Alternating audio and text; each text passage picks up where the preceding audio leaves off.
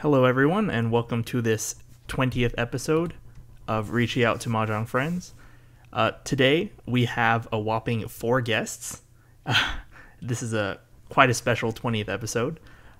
So we have Justin, Aaron, Butane, and Corak. So we're going to start with Justin.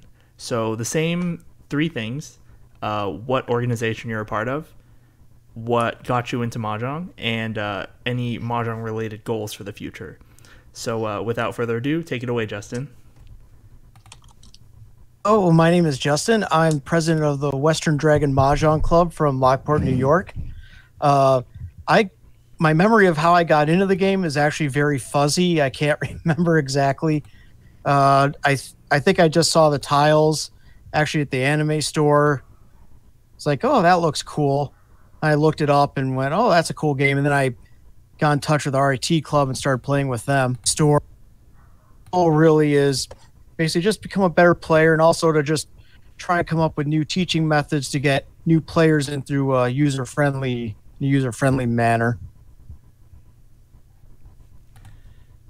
So you don't remember how you started? You must have been playing for a long time then. Been on for 4 years. But for whatever reason, what it was exactly that got me in the game is kind of fuzzy. I know that sounds weird. It was exactly if I found out about the RIT club first, or I watched Saki first, or what it was exactly. So that's good. And then did you have any goals for the future? Or was it just the learning more teaching methods and all of that?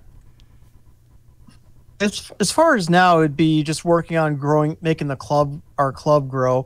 We currently have roughly, floating 23, 24 members, and we've been around since last November. So that's kind of a lot, like very quick, like 20 some players. Yeah. Well, the thing is, they're never there at the same time. We usually always have one table going. I see. And because we're at a game store, most of the people who come there are people who've been playing, Dungeons and Dragons, Magic the Gathering, or something, and they go by because they'll see us, sort of thing, playing. So, yeah.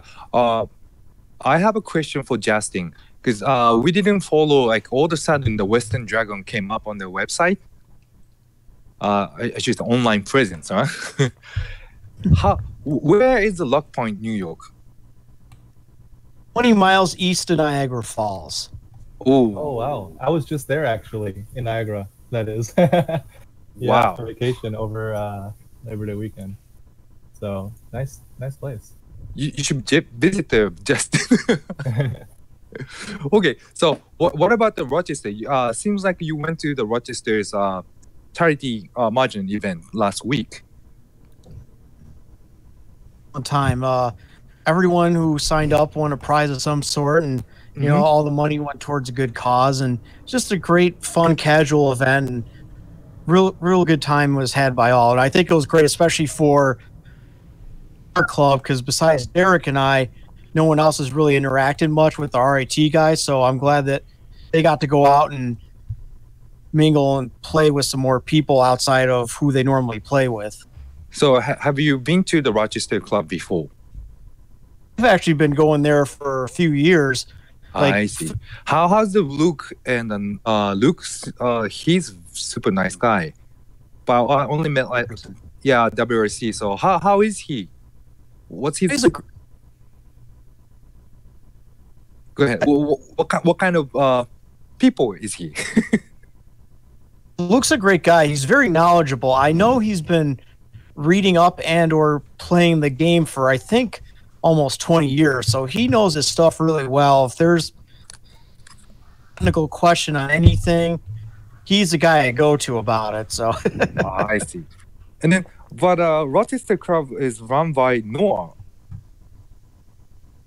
That's what Noah Bach. He's the current president of the RIT Mahjong Club.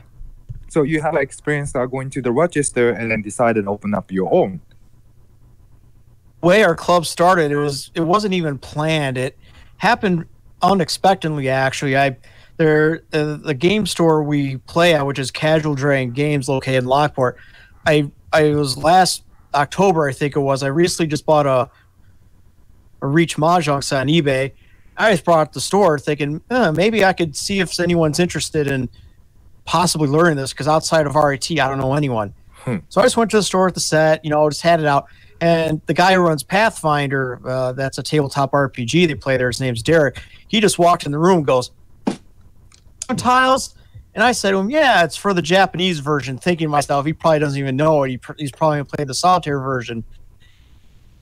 Oh, I play the Japanese version. What? And we just started talking an hour-long conversation about the game. We were like, hey, we should get an event going. Yeah, great idea.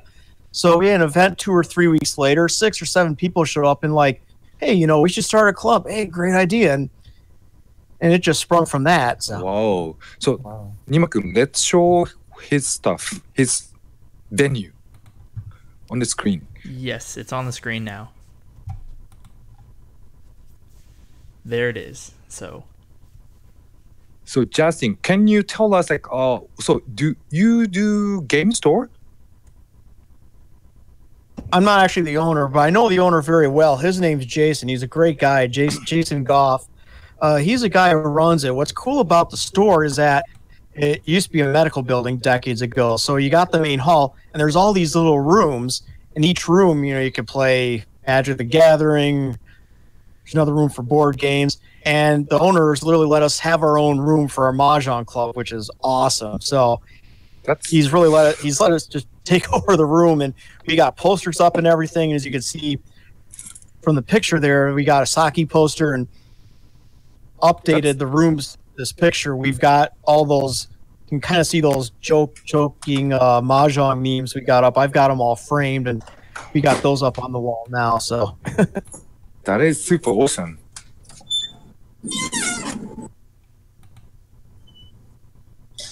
So do you guys charging the fee to playing a day? There's no fees or anything. Maybe have like a prize game sort of thing, but right now we're obviously just working on building up more members. So, but we support the store by buying ramen and soda and stuff from the store, and occasional board game, etc. So it is similar. Yeah, games are free. So yeah, so I think your style is very similar to the Denver, because the Denver Kyle owns the anime store and then putting some tables, and then he's gonna start doing the Rocky Mountain Mahjong Club in Denver. So I think it's very similar, and they have a great company. So I hope you guys gonna do much better. But Tony-san, wow, it's very good. I'm very happy that we've been able to form a club as quickly as we've been able to. We have been doing some further promotion as well. I have some ties with a group in Buffalo known as the Japan Culture Center, Western New York. They have an event on November 4th. I'm hoping I have a couple tables up, do some teaching games for there, get some new players in the game as well. And of course, that auto table is a huge selling point, because the entrance to the room to the right, people just walk by. We got the auto table, like, whoa, what is that? I go, oh, this is Mahjong. We show them the auto table, and they're just like, whoa, that's so cool. So, selling point with getting people pulled into the game. So you have a plan, huh? Sounds super great.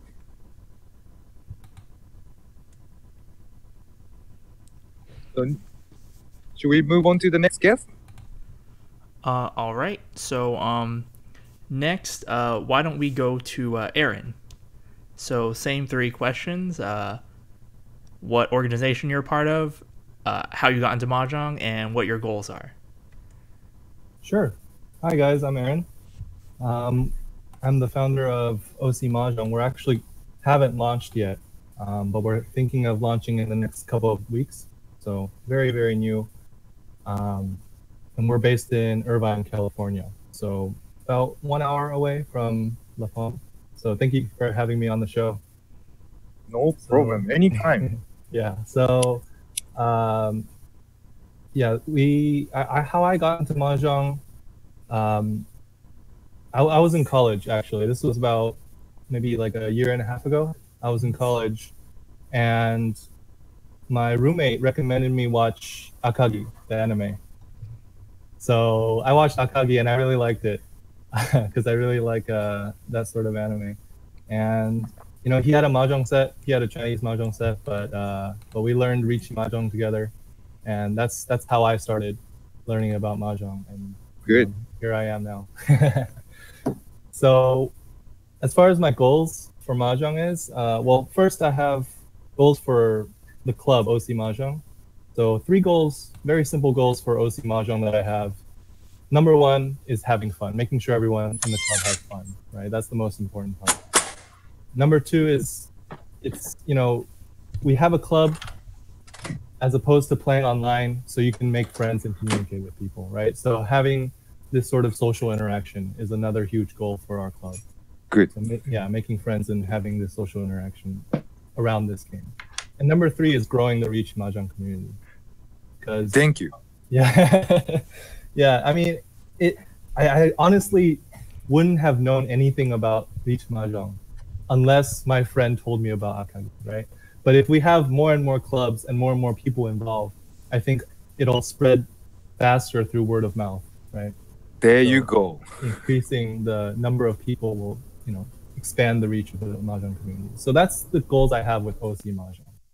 As far as my personal goals, definitely I want to learn how to teach people effectively, right? So I've been talking with Masa how to teach people, you know, in the best way, in the most efficient way, so people, you know, learn, have the right mindset and that sort of thing. And for myself, I want to improve my own play since, you know, I'm not very good myself. There's still a lot of things that I have to learn. So those are my goals.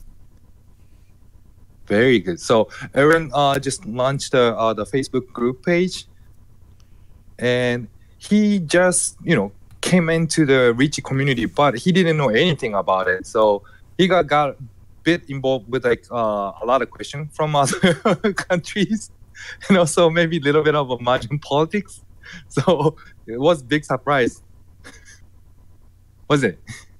Yeah, I mean, I totally didn't know anything about, you know, the Mahjong community coming into this. That's okay. That's okay. That's not a problem. Yeah, it's not a problem. You learn by doing, right? Yes. We didn't know. I mean, we still don't know like a lot of stuff. So we just, you know, doing it. Right. So we're all here to learn. Yep. So Aaron, one time he visited LAPOM, and then I think he played pretty good. And what was your friends?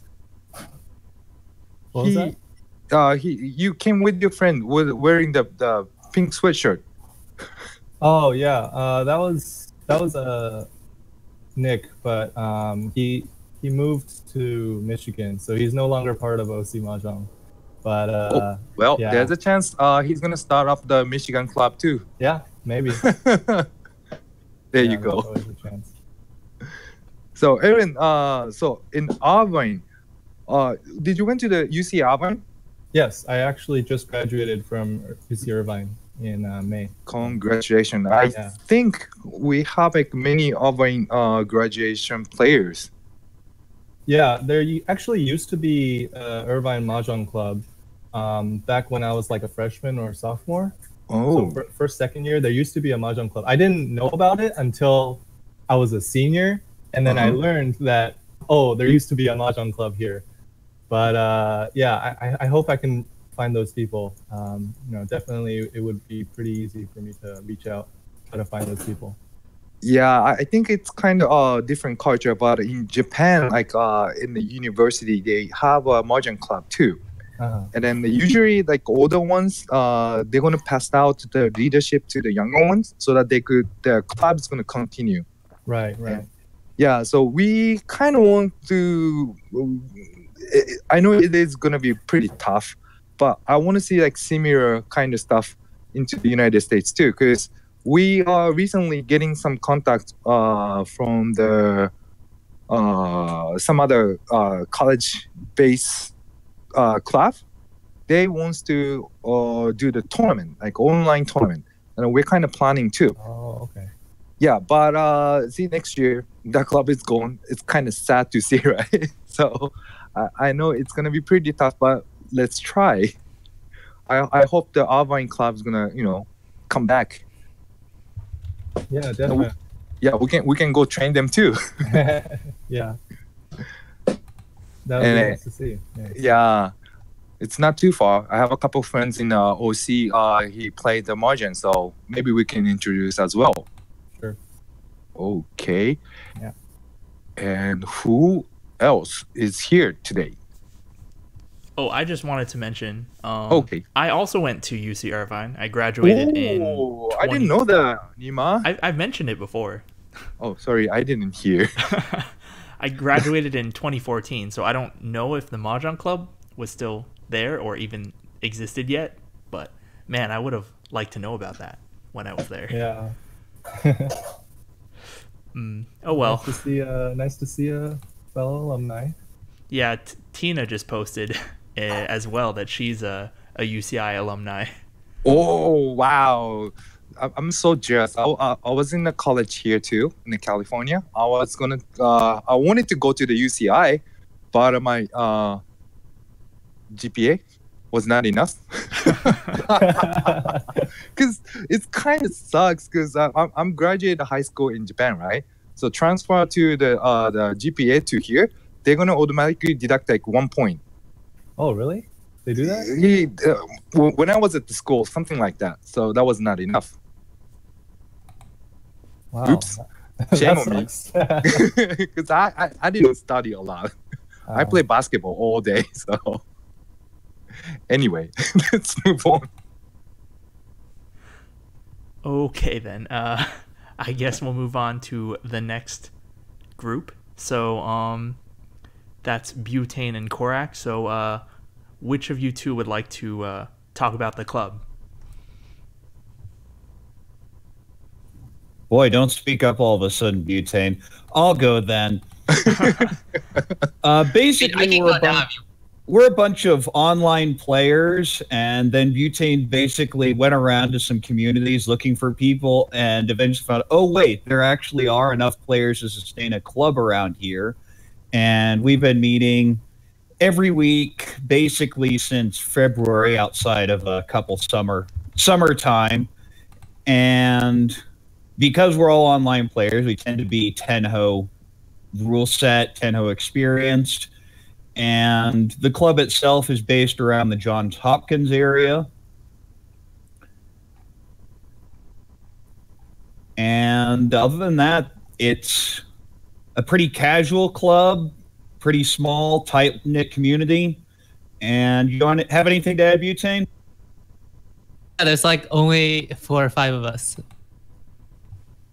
If we're lucky. But that's good to start. You have a 4 player. You could play the game. Play the game. Well, I feel one of the big differences is we have a bunch of at least pretty good players, and that's actually I consider one of our both our strength and our weakness. It may be kind of intimidating as you are players coming in, but the other side of it is you learn really quickly, as Butane's found out. As I still am the club punching bag, but less so after months. Well, to give you an idea, when we started out, he was putting his tiles out in front of his hand, the ones he was obviously going to dump. So we're sitting there kind of giggling, and eventually after about 2 Han-chan, I just say, okay, you look like you're in Rian Shanten. He's, how can you possibly know that? And you really like this story, but I think the best story about my failures is dealing into a very obvious Kokishi the first time playing live with you guys. Well, obvious is arguable. With Kokishi, it's still rare enough that most of the time pushing against it is correct. Most. You'll find out very quickly when you're wrong. I've learned since then. Something. Since then. Okay, so for Baltimore, are you guys planning to make like a Facebook group or some kind of website in the future? We'll have the Discord around. Discord, the best way to get in touch with us is still with just the email address, Facebook page sometime, but right now it's so casual that we're not sure how to handle that at the moment. I see. So And the email is baltimoremahjong@gmail.com. What about the venue? So currently, because it's very casual, we literally play out of my bedroom. So it's a very limited space in terms of seating size. We have one table and 4 chairs. So enough for one game. I see. There's space in there for more, especially if we needed to expand downstairs. But if the club grew, I'm sure we'd be able to find something. But as of right now, it just hasn't been a top priority. Yeah, so we want to share some clubs are using those game stores because they're good friends of the game store owner. And then some clubs are using like a board game cafe. They also let you use free. So there's like the venue you could look for. We would consider that if we have the need. It's just that we don't really foresee very soon having more more demand than for one table. I see. Yeah, because the most and we've had on Go ahead. Go ahead. Butane, I have a question. I heard you are traveling around. What are you doing? So I'm a graduate student. I'm studying my doctorate right now. So I don't have like a stable. Most people do. I have more time to kind of. Sometimes I'm doing research. Sometimes I'm just traveling for other reasons. Sometimes I just travel for fun. Are you planning to travel to LA? Yeah, good question. I will eventually make it to LA. So that's one of my 2 goals for Mahjong is to play with LAPOM is one of my goals. You are playing like Tenko a lot. So whenever we do some kind of Tenko stuff, you always coming in. Unfortunately, I haven't had time in the last couple of weeks, but I look forward to having the time to play with you guys again. Thank you. Yeah. I'll be most likely doing research in Japan for a year next year. And so my goal will be to play in Jeonso at night. Okay. So on rate or off rate? Off rate. No. Okay. So that's something we're trying to look for and then make the list for like no rating welcoming like overseas players in Japan. It might be helping you guys to find the Jeonso, right? I think that's a good idea, especially for most. I think the vast majority of players from North America and Europe don't speak very good Japanese, and so I think it's much rarer to find Jeonso that would be accommodating of people who know the game but not necessarily know the language. I think that's the big barrier. Yeah, but eventually I think it will have like many not many but several Jeonso could welcome for like English players. So let's keep looking for those information. And the last guest, Corak. Hello. Let's see. So, as I say, I've been mainly an online player now for about 5 years. Just fighting with the Tenho ladder off and on. More recently, I decided to start entering live tournaments. I went to my first one in March, and that was the Rochester Riichi Open. And I walked in, and I won. It was pretty obvious no one had any clue who I was, so that was kind of awkward. But Then I introduced myself after the first day. I was like, oh, okay. You're the Because guy who won people first see my place in name that? and know basically who I am online, but obviously in northern New York, no one's going to know me that well.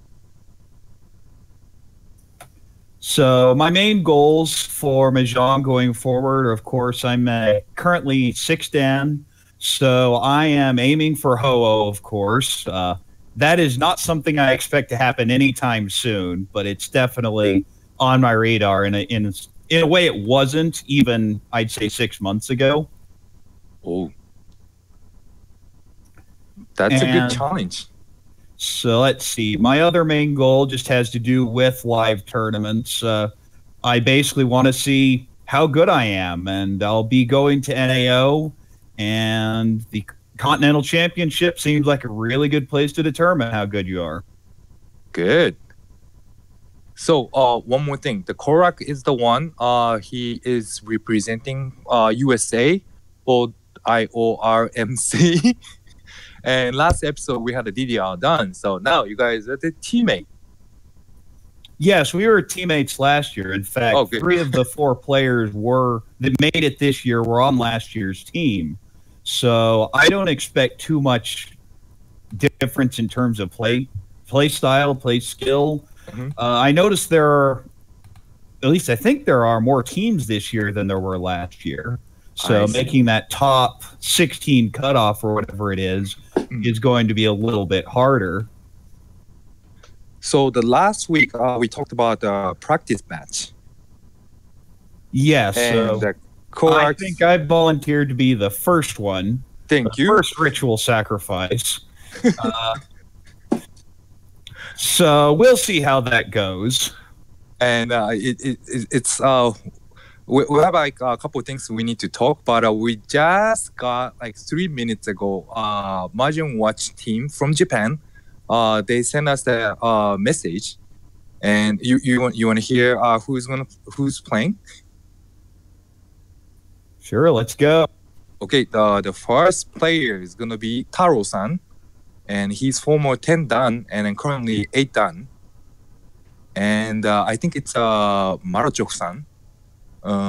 He former 7 dan, and then currently it's 4 dan, but he's a really good player, and also he writes a lot of article on Mahjong Watch. And then the last one, October 5th. Oh my goodness, there you go, Doppo-san, the third Tenhoi is joining in. No reaction. I'll have a better sense when I actually start playing with them. For now, it's, oh boy. And also, it's not decided. But LAPOM team, we decided the first one, we go with Bryant. He's a rising star in LAPOM right now. And also, the second one, it's Simon. Recently, he showed up at the LAPOM, and he's also 7 dan, and he's pretty good. And the last one, third one, is going to be Shisho. He's the one winning like a lot of title at LAPOM, so he's pretty good. So that's gonna be a really good game. Wow! Best of luck to you guys. Oh yeah, well, is Bryant the son of White Tiger? Yes.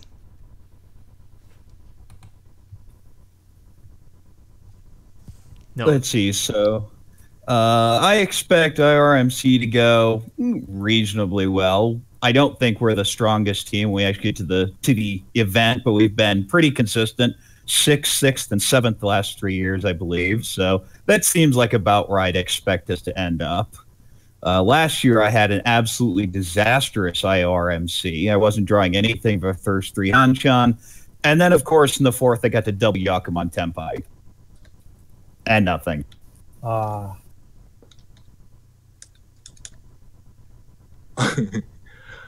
Okay, and I think a couple days ago we posted the poster, and we got pointed out from NAMA, which is North America Riichi Mahjong Association, and since they are running the North America qualification, they're asking us to post their logo on it, and we totally forgot about it, and then we just talking on the over the podcast, and it just came up with the idea.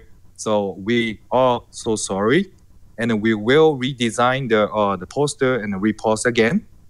And also, I sent the email to KML, which is running the IORMC. And I spoke with the guy, not the spoken, like messaging, and we got approved. And then they said it's totally fine using the IORMC. So guys, don't worry about it. We're gonna keep doing with the on the schedule. So everything will be okay. Sounds good. Sounds good. And by the way, the Maruchoku-san is the one on the Takumi series. Recently, the Nemo's putting some translation on the Mahjong Watch YouTube channels. I'm wondering, you guys watching? No one? Okay. No? And also, Doppo is on the first series, the one Yes. with Murakami Pro. Yes. So they were very strong. And for the online select team, still 2 seats available. And we are trying to contact with the last year champion team in China. But since over there it's gonna be the Friday morning, so we don't know if we can find or not. So if anyone interested in, just poke me in on the Discord. Again, 2 seats available. Worst case, I need to ask Mio-kun to play, but Mio-kun's he might be helping us with a commentary. So it could be commentary by Nima, Masa, and Mio-kun. Yeah, Sounds good. those will be some interesting matches.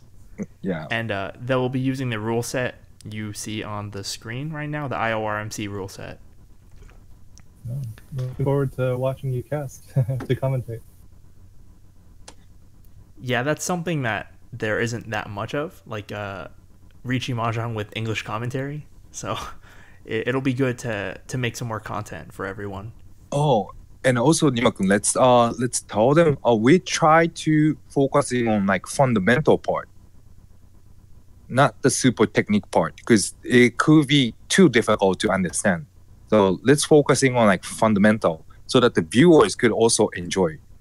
Oh, talking about fundamentals with these high-level players, that I think we chose the wrong match for that. But that's okay. It's okay. Because one more thing we want to provide is watching other players game.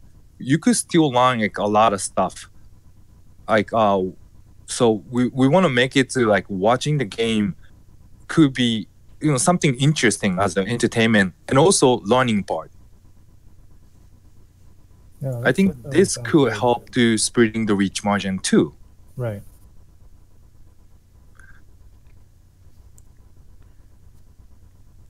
So at your club, do you guys planning to recording the matches? Let's go with the Western Dragon. If we have a tournament, I would love to see if we could do that. I actually do have some AV equipment, but as far as our next tournament, I'd have one in late October. Don't quote me on that. I'll know by next week if I can confirm being able to do that or not. So, Okay. But wow, so Western Dragon planning for the tournament already, huh?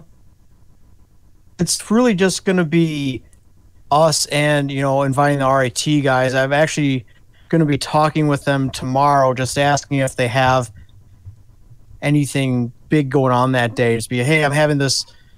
It's just a small tournament thing because I'm actually finishing up the rule set now. I should have the tournament rules done by hopefully next week and just have something ready. It's just a small thing. I'm not expecting anyone from like Europe or anything showing up. It's pretty much just going to be us and the RIT guys from Rochester. So I see. And that brings up a good subject, the rule set. So normally we ask each club what rule set they use. So since you mentioned it, Justin, would you like to explain the rule set that your club uses? basically, it's not, because I know was asked before if it was either the WRC rules or Tenho, and really it was mostly our own. It's pretty similar to what RIT does. We have a few differences, and it's just based on pretty much how we've been playing since we formed last November, and just usually the preferences between Derek and I, how we want to play, sort of thing. And actually, there's a lot of influence as well from a YouTube video, which was actually the video that I learned Mahjong off of by Hena Yoriuda, which is a good video. It goes in a lot of variants and stuff, but it's just a good rule set. So pretty much it's our own without, some of the specifics that are on you find the WRC or the Tenho rules. So. And then you mentioned earlier, before the show started, the UMA. Yeah, because I talked with Derek about this a bit, and we actually played at the Rochester Reach Open, which was a WRC qualifier, and of course, as less experienced players that we are, this is just my personal opinion. I have nothing against WRC, how they do it, however they do it, that's cool. But I found the UMA to be a little too punishing if you don't do as well. And Derek and I were talking about, he was telling me how the JPML does it, and I forgot the specifics, but basically it's a distribution of plus or minus 12, and depending on how many people finish above the starting points or below, that's how that plus or minus 12 gets distributed. And even when Derek said to me, like, oh, that makes sense, I'm like, we should do that for our tournament. So it's like, I thought that was a good idea, but again, that's just my opinion, because obviously for place has to do what works best for them. What might work best for Baltimore wouldn't work as well for us. What might work great for OC Club might not work for RIT, sort of thing. So Yeah. So we're kind of testing at the LAPOM, every different format for the league game and also the tournaments. And I think we should get some format for the tournament from Japan onto our new website, so that if you guys gonna follow or not, that's totally fine. But knowing other format, rule set, I think that's gonna help everyone too, as information. Yeah, the U.S. tournaments have a really weird format most of the time compared to Europe and Japan. So, I mean, that's just kind of the way it's been done here, but I think it would be good to kind of branch out and try other tournament formats.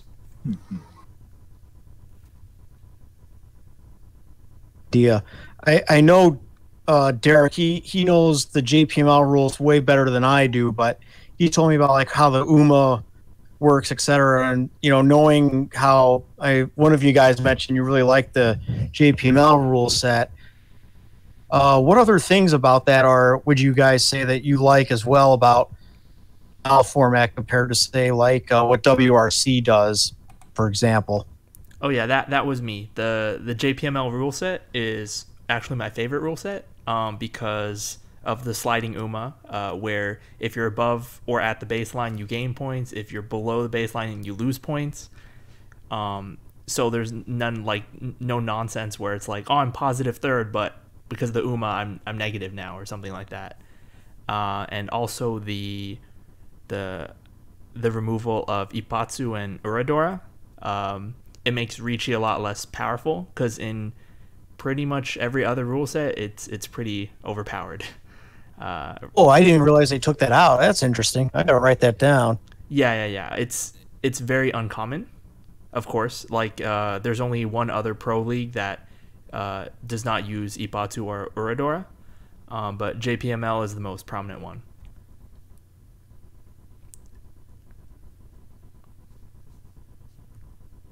But yeah, those are the main things. So Aaron just posted, this is the rule comparison, if I'm not mistaken. Yes. Yeah, that's right. So, while we're on the subject of rules, it's interesting that we're still, we haven't even launched yet, but we're still contemplating which rule set we're going to use. And I think I think the advice that you guys give is pretty good. Either start with Tenho rules, which a lot of online players are familiar with, or the WRC rules. Since that's pretty popular with tournaments. I'm just really trying to figure out which one is the most easy, most intuitive, most easy to understand, right? And what most people would know off the top of their head, right, when they think of standard rules. So I think for OC Mahjong, we're gonna probably start with Tenho rules, since that's what most of our members are familiar with. So, what do you guys think? That's a good starting point. Obviously, especially if most of you guys are familiar with Tenho, then do that. One other thing I wanted to mention about the rule set I'm working on, what I want to do is offer it to other clubs as well, and to say, okay, here's a rule set we did, but if you want to use this just as a starting point, feel free to modify it, put your logo, just say, oh, I made it, whatever sort of thing, and then, just modify it however you want, just to have a standard rule set. That's actually why I'm making this Word file, this document, just so there's something, with nice full color illustrations that any newer club can use, especially since we're a newer club ourselves. So.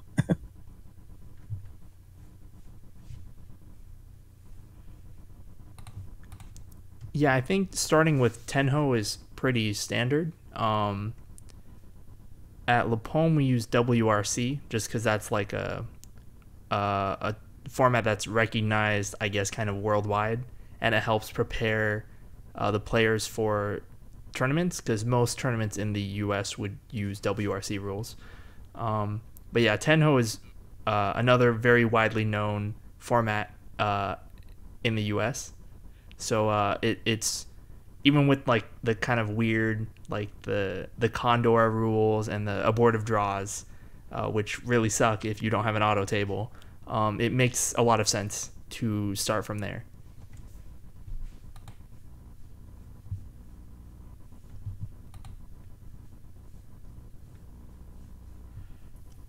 Yes, and so Baltimore Mahjong, we use the Tenho rules most of the time, unless we're preparing specifically for a tournament, like NAO coming up. So we've temporarily switched to WRC rules. We proudly troll each other with abortive draws without mercy. It's true, because someone has a good hand. Just, they always do. Without mercy. If you have like Kyushu Kyuhai, it probably means that somebody else is like Ishantet. So gotta kill that, That does make a lot of sense. That actually happened to me once at LAPOM. One day we had a pro from JPML visiting us, Takeda Pro, who was on a previous episode of this Riichi Out to Mahjong Friends. And when I played against him, I got a Kyushu Kyuhai, and then he's like, oh, I was the Anshanten for Chinitsu. I was like, oh, thank goodness.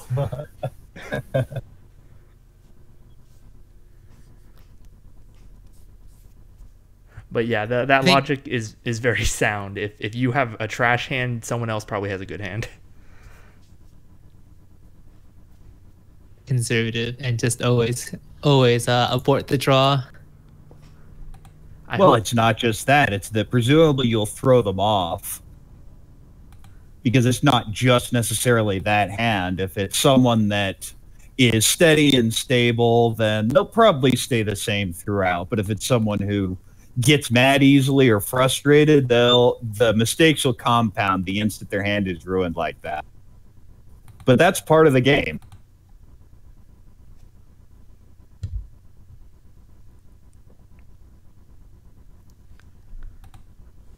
Abortive draws without an auto table, though, it can add a lot of time to each match. So I guess if you don't have a time limit, that's okay. But in like a tournament setting, that's probably why they don't use abortive draws, like WRC or EMA rules. Oh, yes, I agree. For any kind of time limit, it'd be horrible, especially when you're talking people that generally don't have that much experience building walls. I mean, a Japanese pro could probably do it in what, 20, 30 seconds max. Well, And you're talking... Japanese pros play on Yeah, auto I can tables. build a wall really fast too if I wanted to. Whereas for most casual players or even experienced players who just aren't that used to live tiles, it can take 4 or 5 minutes to build a wall, roll everything, and get the tiles out. And if you're doing that more than once, it'll way that's slow like, things you're down. exaggerating. You're definitely exaggerating. Yeah, it shouldn't take 5 minutes, I hope. I'd say Well, 90 if they do it right the first time, yes. We've had instances before where someone would break their wall and mess it up and have to reshuffle a couple times. Is that referring to Butane? Oh, I'm like the better person at this. There are definitely players. Aside from the Listen, last 2 weeks, maybe, you definitely did it recently. Just to like give background, I have been playing Mahjong since I was like a very small child. And granted that was like Chinese Mahjong, but like the wall is always 17 tiles long. And so Don't they use flowers in Chinese Mahjong? So the wall would be 18 I don't know tiles what kind long? of Mahjong you're talking about. Well, that's a deal with Chinese. Is there how many different variations? Yeah, there's a lot. There's 17 at my house, and so I've been able to build 17 tile long walls, usually without counting. Feels right, you know? I guess if you're at it for that long, you get a feel for it.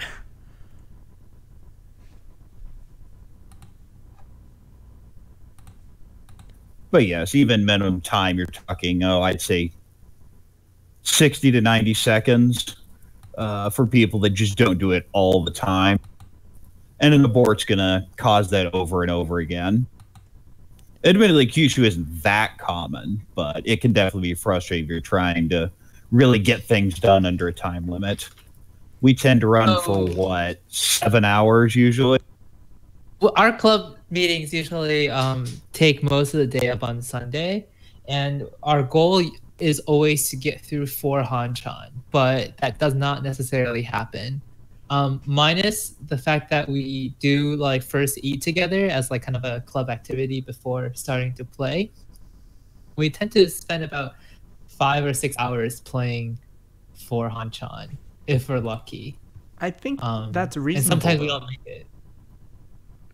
Yeah, like 90 minutes per Hanchan for hand shuffling, I think is very reasonable. Terrible at it. Well, I'd say a bigger issue is just how long it takes in between each individual turn. If you're taking more than 5 seconds on a discard, that's going to slow the game down. But you're all Tenho players. You should be used to that, right? Yes, we should. It just doesn't always happen that way. I really want to bring like a metronome next time. And okay, no, you're instead Sumo Gear. You know the rule. A metronome, huh? I looked into. You're looking for. I looked into some apps like a chess timer, but for 4 players, and they exist, but they're kind of a hassle to use.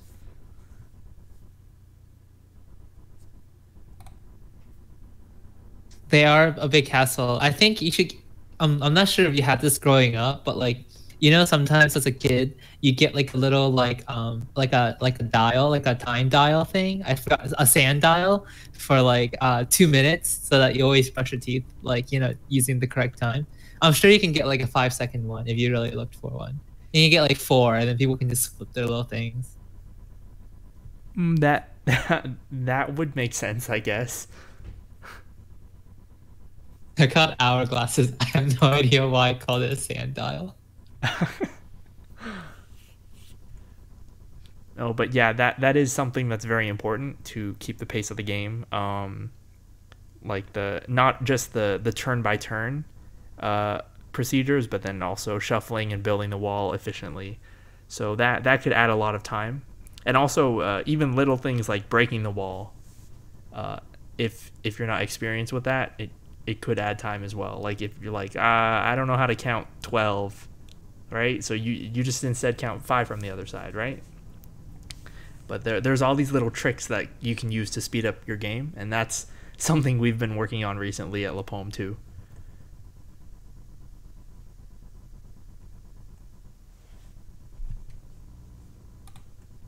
You want to tell us more about some of these tricks? I thought you've been playing Mahjong since you were 5. Shouldn't you know them all? You know them all, but you should tell them for the listeners who may not know them all. Yeah, so... Number of people believe that. 0. Nice try, Butane. So, yeah, on LAPOM's YouTube channel, which you know about because you're watching it right now, they just posted a video about how to build a wall quickly. I think we were also working on a video about the tricks of how to break the wall efficiently. So, I mean, between 2 and 9, it's pretty easy. You just you know which wall to break and you count. But for double-digit numbers like 10 and 11 and 12, it's much easier to count from the opposite side of the wall. Rather than counting 10 from the right, you count 7 from the left, and then you know where to break the wall. Things like that, right? Because the wall is 17, so you just subtract and count the other side.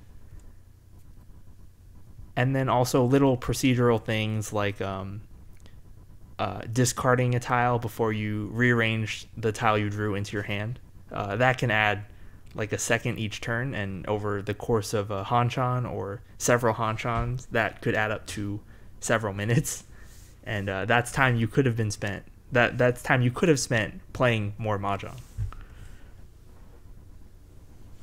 Good advice. It's a good one.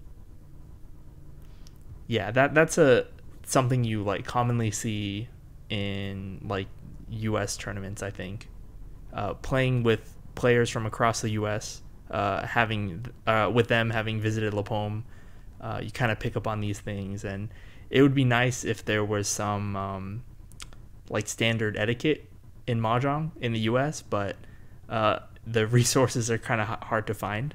There is a chapter on manners in Riichi Book 1, but people probably just skip over that chapter.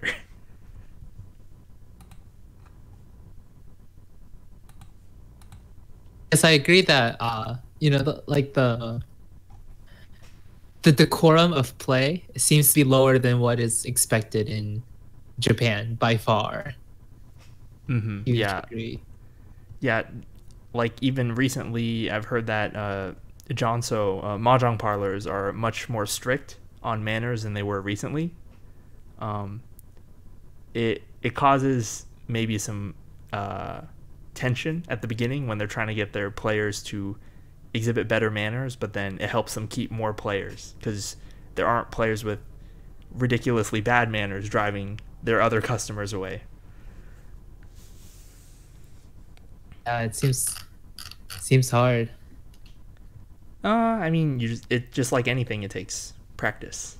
You have to practice the good manners and make them into habits.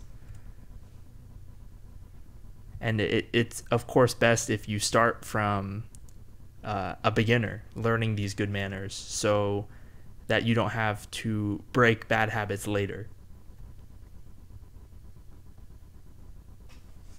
That's definitely true.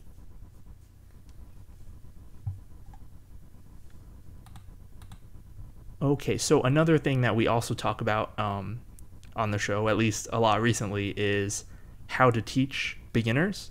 So since we kind of moved on to that subject, and that's also something that Aaron mentioned with his goals, I'd like to ask you guys from each of your 3 clubs, how do you guys plan on teaching new players? So we have not at Baltimore Mahjong done teaching of new players before. Recently, I have met somebody who was interested in learning Riichi Mahjong. And so we were recently discussing how we would go about teaching a new player. And the problem is it might be easier for an individual to just tutor the player using a computer or something, because during club time, the 4 of us would rather be playing than, I guess.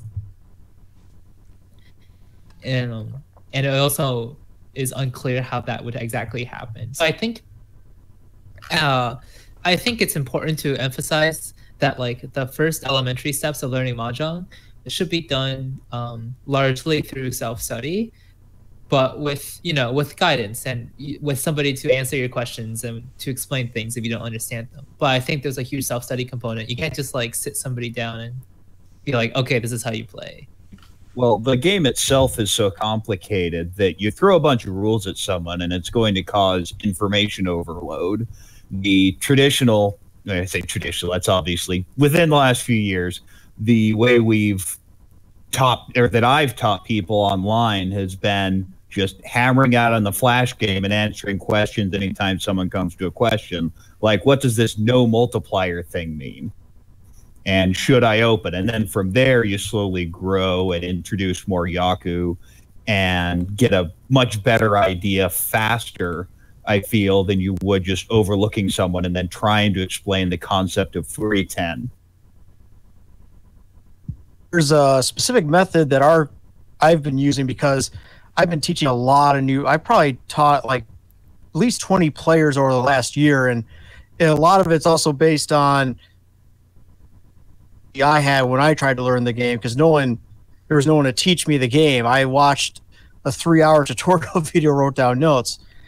So I found out this thing known as the Tibetan method, and I looked at that and basically did a refinement of it, specifically catered to our club, but it can work for anyone. Basically, for those who are not familiar with the Tibetan rules, you start out with the very basic, simplest, essential function of the game. What I like to do is I have someone will come in, whether it's 1 or 3 people, teach a new game to. We have in our club room, it's not shown in the photo we had. We also have another standalone card table, which most of the time is our dedicated teaching table. What I do is I actually have specifically a Chinese set, which has the Arabic numerals. So for newer players, they don't have to worry about, like what the character tiles are or anything. And I have them separated by suit. So in the front and middle, I got, the pin tiles, circle tiles. Then I've got in their own groups towards me at the back of the table, the, so tiles separate, the character tiles, and the honor tiles. What I'll do, I'll sit them down, just have the circle tiles out, and I show them, okay, there's, they're all numbered 1 through 9, 4 copies of each, We put them face down. I tell them, okay, here's what you got to do. You got to form 1 meld and 1 pair. Well, what's a meld, you might ask? And I tell them, I give them a printed card that shows what a meld is, either 3 of the same tile or a sequence of 3. So they have to form 1 meld and a pair. And what we then do is shuffle the tiles. We draw 4 tiles. We draw 1. When you draw your winning tile, reveal your hand. And then once they get that down, we do that 1 or 2 times. I then give them another printed card, say, okay, next time you draw your winning tile, you're going to use the term sumo. So they learn that. And then after we do that a few times, then I add the so tiles, and I show them next is, okay, now we're going to learn another call, which is chi. And I show, so they do sumo and chi using 2 of the suits. Then once they get that down, I then add the character tiles, say, okay, now we're going for 3 melds in a pair, and we're now adding the call roan. So we play using that, and finally add the honor tiles, and that's when I show them how to build a wall, rolling the dice, and I show them the last call, which is pone, which is basically calling a suit. And at that point, it's not the actual full game. It's just you're going for any 4 melds in a pair, just so they get the basic idea of, how to, draw tile stuff, so they don't have to, so that becomes automatic by the time I show them the Japanese version. And once they get a feel for that, then I start showing the Japanese version. But what I do is we actually have these pre-printed cheat sheets that I give them.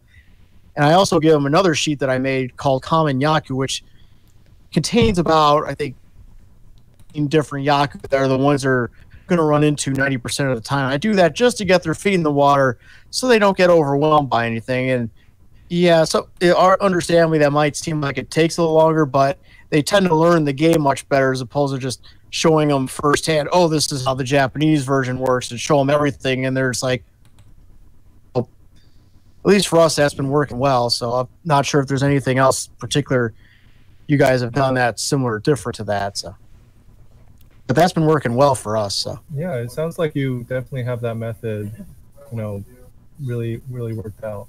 So glad to hear it. It sounds really like a good method.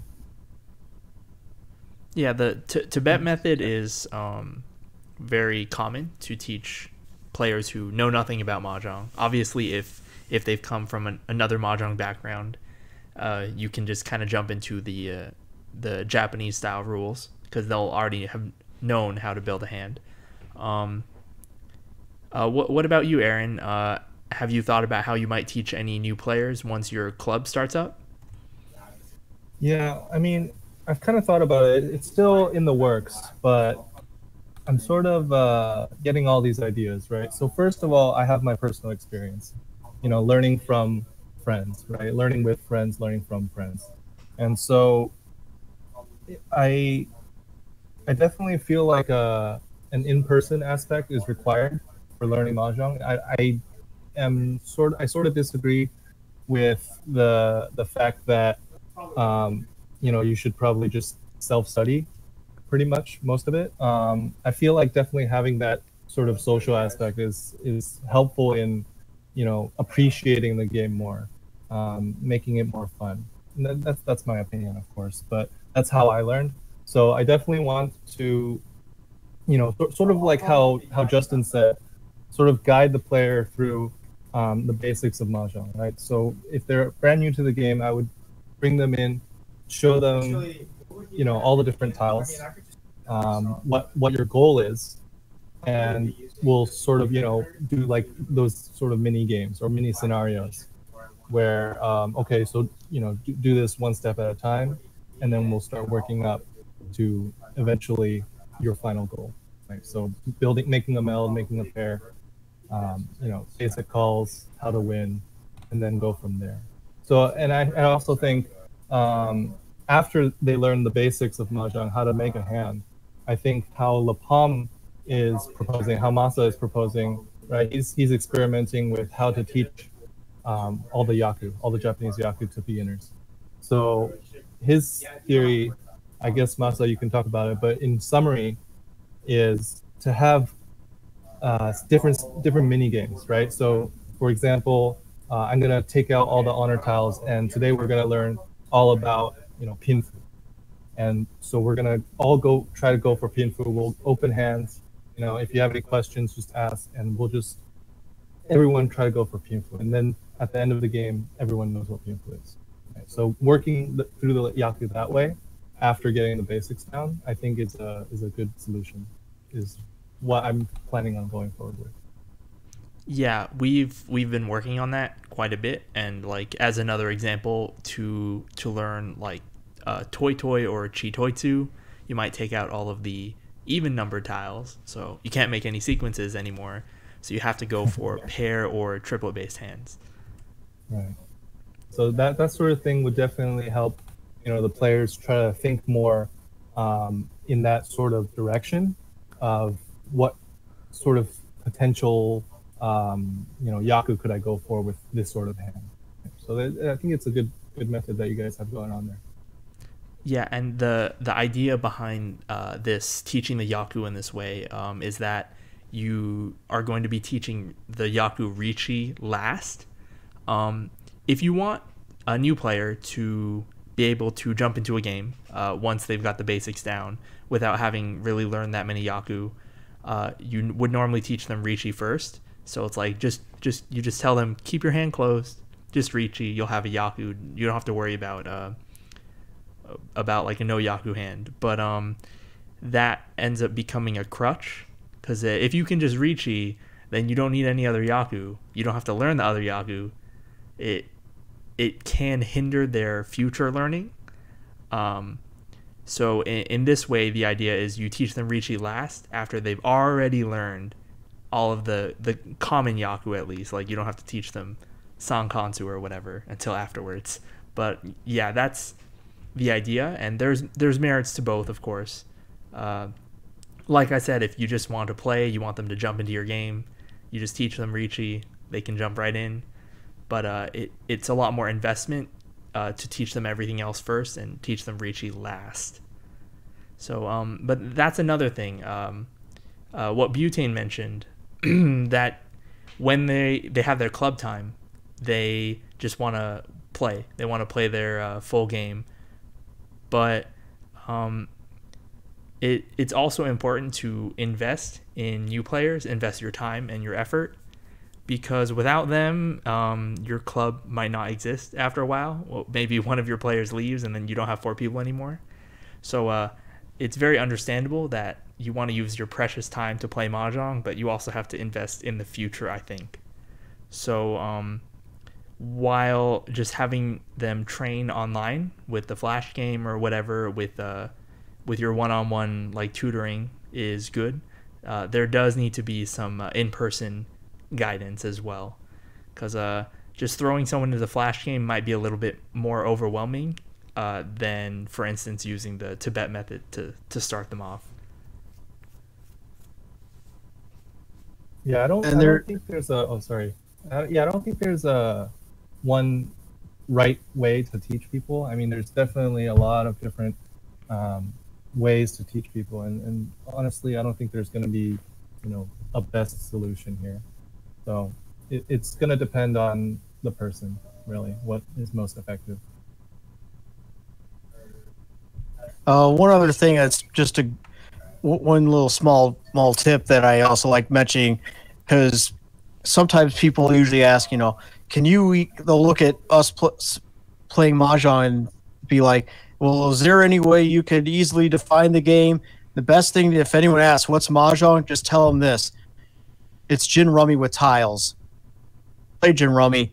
They go, oh, that makes sense. Oh, yeah, I guess I'll learn. And I've been able to teach a few players the game because I've been telling them that, instead of trying to say, well, it's a game, you got to get 4 melds in a pair and you do this and that. So another tip for trying to explain the game to new players or anyone walking by is what the game is. So. I explain as a cross between gin rummy and poker. Yeah, I used to just tell people who would ask me, I would be like, this is the game that gin rummy was based off of. So it gives them that kind of idea, as like, oh, this came even before that, and it has more significance to it, I suppose. But yeah, with a game as complex as Mahjong, there's obviously not going to be one right way to teach it. Like Aaron said, it depends on the person who's learning, and it depends on what resources you have available to teach.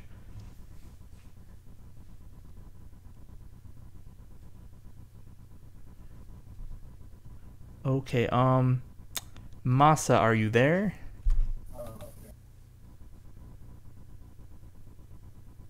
No, I think we lost Masa for a little bit at least. Did anyone have anything else to say on the subject of teaching?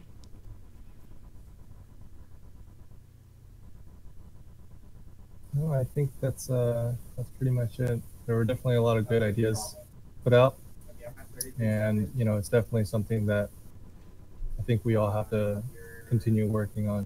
Getting more experience with.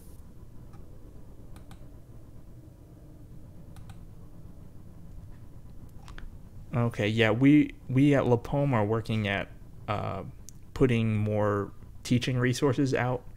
The Mahjong Stars website should launch soon, hopefully, and I personally am working on some beginner's lessons to put on there. And Masa's, like Aaron mentioned, been working on those mini games to help teach new players those kind of specific Yaku.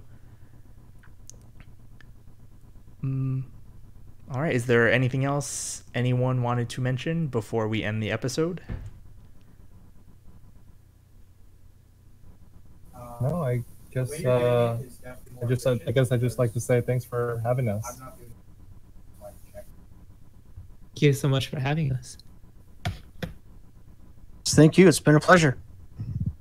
Thanks for having it. All right, yeah. Thanks everyone for joining us, and we will be seeing Corak back next week for the first practice match for the IORMC, and since we lost Masa, he can't ask his signature question. So I'll just ask you guys: Are we all Mahjong friends? We're all Mahjong friends. Oh yeah, we're all Mahjong friends. Of course. Definitely. Thank you all so much. So that's it. That question means the episode is over. So thank you again, everyone, for joining us, and thank all the viewers for watching. And we'll see you all next week. Good night, everyone. Bye.